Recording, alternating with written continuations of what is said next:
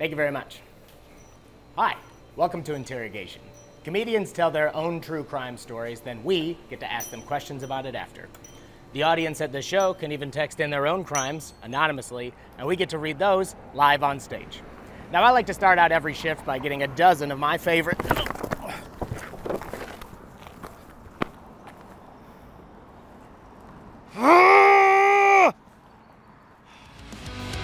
Are you ready to see your next comic?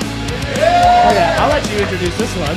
This guy is wildly hilarious. He's a nationally touring comic hailing all the way from the East Coast. Please make it loud for Sean Beagan! All right, so my tale isn't just a crime story, but it's also a story of love. Let me paint the picture for you. It's Valentine's Day, 2013. I met this girl on Tinder in Daytona Beach. You're probably thinking, Daytona Beach, that's not a town where it's not known for love. It's known for meth and stabbings. But here I am. It was a very low point in the life. So, met her on Tinder. Literally that day, I write, hey, she goes, we should go on a date. I write back to her, as long as you promise not to kidnap me. She writes back, who do you think you are, the Lindbergh baby? I was like, all right, let's go on a date. Let's do this. I get nervous on first dates, though, so I go to this bar by the beach. We decide we're going to go to the beach. We're going to meet at, like, sunset on the beach. So I go an hour before we're supposed to meet, and I go to this little beach bar, and I have a few drinks, because I get nervous on first dates. Don't judge me. You know what? You're going to judge me this whole story? That's fine. You should judge me. But I just start killing, PBRs and shit. I have, like, 4 of them and stuff. And it should be like a fun time. Like, it should be a fun date, but I'm like, man, here we go. All right, got to put on the charm. Yeah, I'll take 2 more. I'm going to take one to go. So I walk to where we're going to meet, me and the lady, on the beach or whatever, like, near it. And she walks in with a 6-pack of Bud Light and goes, hey, first dates make me nervous. We're going to get drunk. And I was like, holy shit, I'm going to give you jewelry one day. I think I love you. So we sit on the beach, the sun's setting. It's turning to night, no one's around. We're drinking beers, we're getting to know each other. I'm thinking she likes me, I like her. So I want to kiss her. So I say, don't say this, but I go, hey, can I smooch you? Stupid thing. My mom calls kisses smooches, and here he is.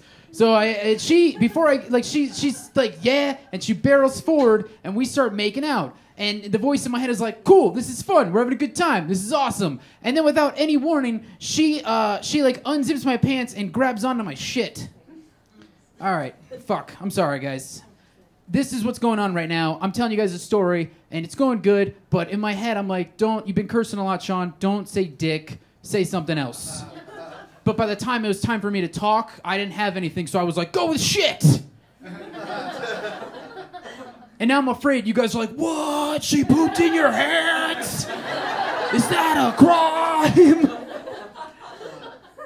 No, she grabbed onto my trash. We're going to call it that. Whatever. And she's just yanking away. She's just going to town on it. And you guys are probably like, what? Your dick's huge. I'm like, yeah, I'm so mad that I called it shit. This is my fucking story. I'm making my dick gigantic. The other comics can do their stories. This is mine. If it were real, I'd be like, yeah, look at her go. But what's going on now is I'm buzzed. I'm drunk. That's it. And we're still kissing, and my body hates itself. My brain and my body just internal conflict all the time. My brain is like, hey, dick, let's get hard. And my dick is just like, no, haha. And I know I have to cut the tension because I don't want her to think I don't like her. So I don't know what to say. And it's this thing where she's going, and it's this tense moment. I pull back, and I go, hey, I might be bipolar, so I take medicine. That's why no boners. That didn't help at all. Like, she just went, okay, cool. And right then when I was like, all right, this is pretty low, I see a flashlight light hit my feet. And I look over, and 2 well-dressed Daytona Beach cops are walking towards me. And I don't know, they're far. Like, my first thought is run. But then my second thought is like, your dick is in fresh air. Don't run. And they're walking closer, and she says, I'm so glad you're not hard right now, throws it all back in and zips it back up. And that was pretty sad. And then as they're getting closer, I'm like freaking out. I'm like, oh man, I'm going to be on a list. This is bad. I can't coach Little League anymore. This is fucking stupid. And then I'm just thinking that I'm going to get like a really bad charge for my dick being out. And they walk up and they just go, so you guys are doing a little hanging out and drinking? And right then I'm like the voice in my head is like, yes, drinking. My dick wasn't out, sir.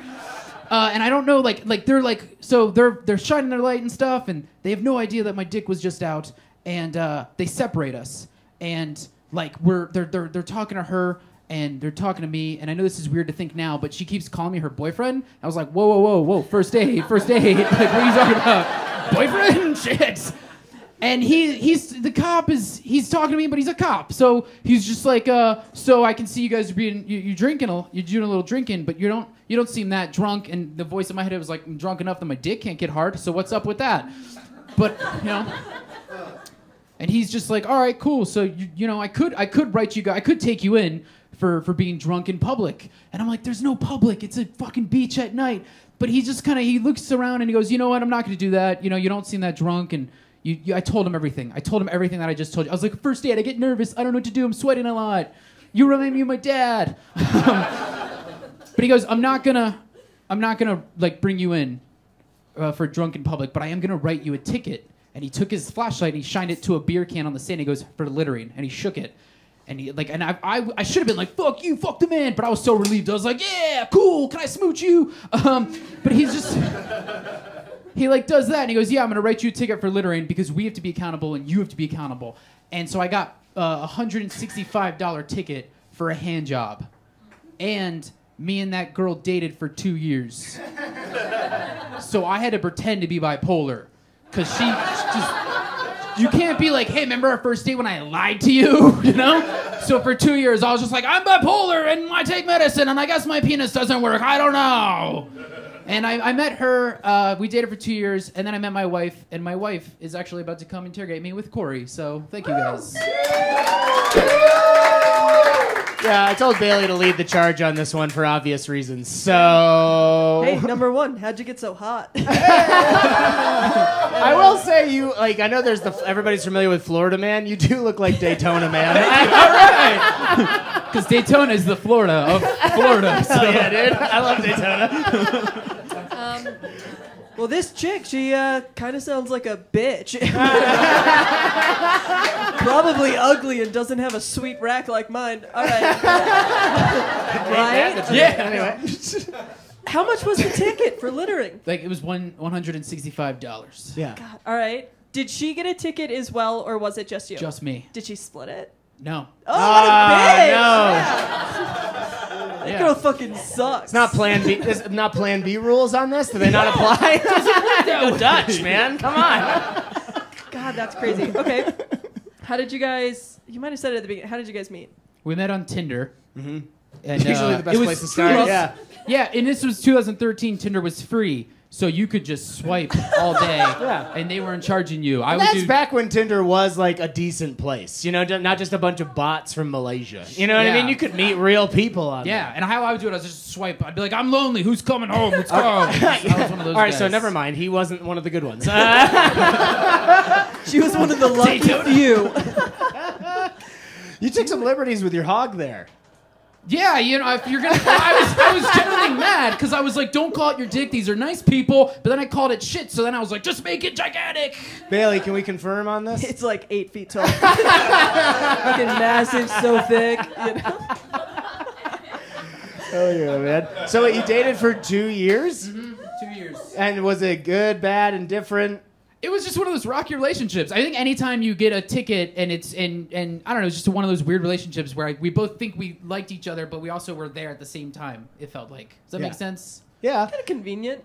Did you? I mean, did you feel like the only way? Did you have to keep it going though? Like you had to continue to commit crimes to come? Like it wasn't like. You're like, I can't finish. Let's steal a lamp. You know what I mean? Let's go to Target and break some shit.